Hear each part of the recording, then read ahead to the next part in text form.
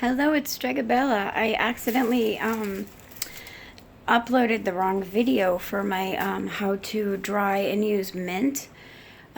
So I am redoing it and re-uploading it. I don't have the huge giant full basket that I had this morning because I left it somewhere for people to take some. I put it in a bunch of bundles just like this one, and I will be able, because I harvested it early enough. I had this already, a whole full this size basket of harvested mint, all bundled like this, and I should be able to get at least 3 harvests from this growing season. And some people, I'm surprised, don't know how to even harvest something like this or recognize even what mint is. So I thought I would, for newer viewers, people new to the craft, I would give you guys some tips on how to dry it, how to use it, rather than to buy the stuff in the store, because it's very much less potent as far as the smell and the flavor and all of that.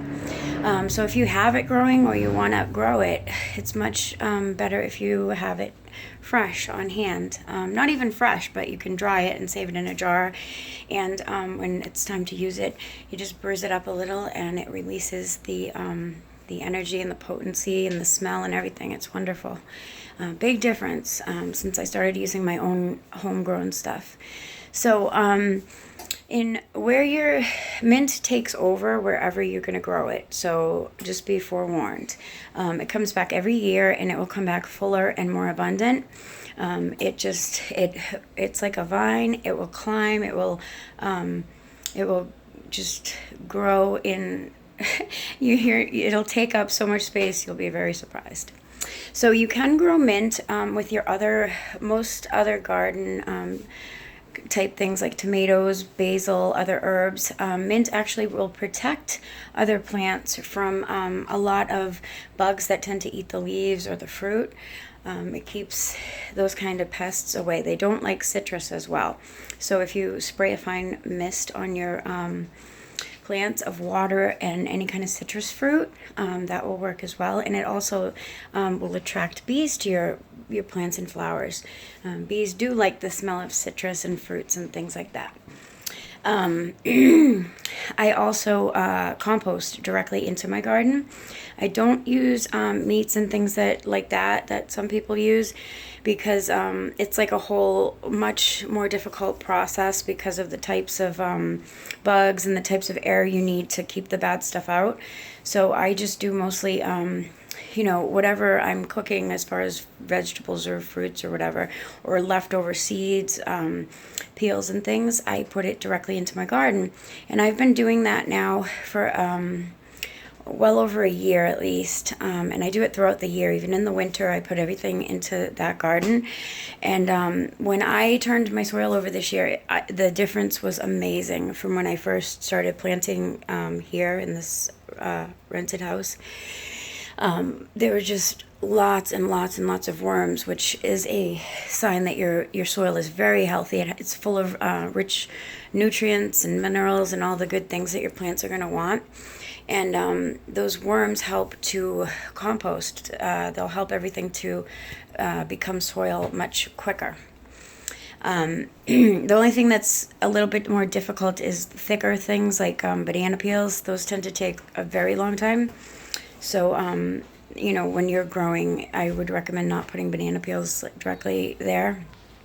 But I still put things that are more liquidy into the garden, like watermelon that's gone a little bad, or, cantaloupe, things like that are going to just mix it into the soil a little bit, and you'll be surprised how quickly it disappears. And it helps just make your harvest to be that much more just loaded with the vitamins and nutrients that those plants are supposed to have.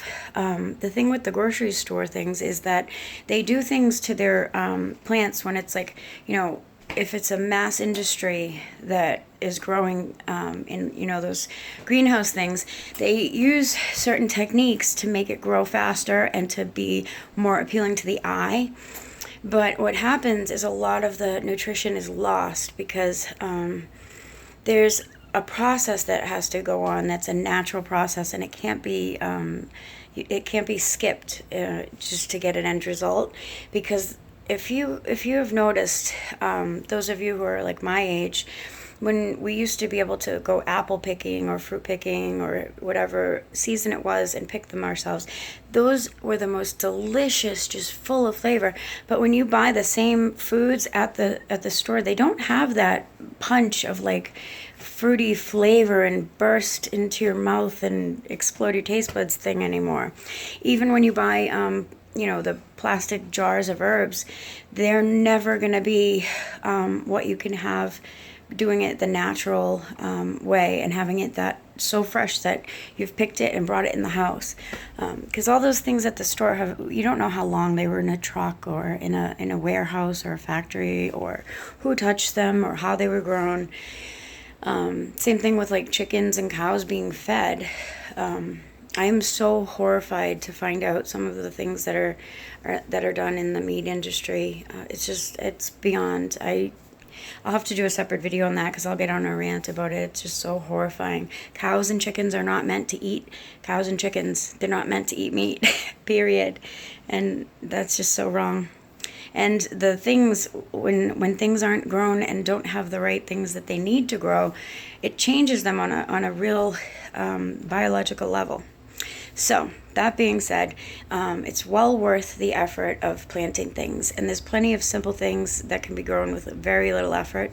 I have lots of health problems and issues, so I don't have a lot of time to spend, in a garden every day. So I planted really simple things. Basically, because I throw my stuff out there, my soil is very full and packed with all the stuff that my plants need. I don't even have to weed, really. I mean, I still do because I want my plants' roots to get everything and not have it sucked away by weeds or anything. But if you can't, your plants will still grow. They just might not be as many, or some of them might get choked by the weeds. But if you do put the effort in to pull out most of the weeds, you're going to have a really bountiful, full harvest. And, if we have a drought, you have to water once in a while, but that's not a big deal. So, to harvest any kind of mint plant, there's lots of different varieties of mint. I have chocolate mint and then regular old variety garden mint. You just want to cut it close, pretty close to where the root, not the root, but like, where the flowers end, basically. Use some scissors, cut it, and then put it in bundles, and you hang it upside down from like, a window shade rod, or in a closet from a hanger. I use clothespins to hang mine usually, or I might tie them with twine. I buy these at the Dollar Tree, and I use them for a lot of different things. And in a couple weeks, you'll have beautiful dried mint. You can make satchels. You can make incense. You can make bath. A little pack to put in your bath. You put some mint, lavender into it, and it makes an awesome gift. I am so surprised at how pleased people are when I gift them things that are fresh from my garden, and they ask me how to use it, and I'm just so surprised sometimes that I assumed everyone knows how to cut a sprig of mint and use it, but people don't now.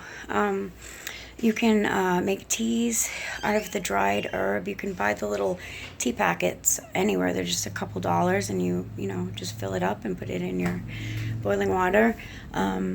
Lots of things you can do as far as the spiritual practice, and having the things on hand for your spiritual practice. There's many practical applications as well that you can incorporate these things into your everyday life. That's, I wouldn't be able to have a practice if I didn't do that. Because, we have busy lives nowadays. It's modern life. And so as far as that goes, you have to kind of incorporate it into your everyday routine. Like I have my flowers drying. Everything's kind of all part of one big life. It's a lifestyle. And, so, it makes a really good gift. You put it in a little vase or a jar or a little gift bag or satchel, and people love it. And you can put a little note card explaining how to use it. And people are so grateful for stuff like that it changes their life because they learn something, how to do something that benefits them that they otherwise didn't know. So I hope you enjoyed this. I'm so sorry I accidentally uploaded the 2-second version, but hopefully this makes up for it. And so yeah, hope you enjoyed it, and blessed be. Bye.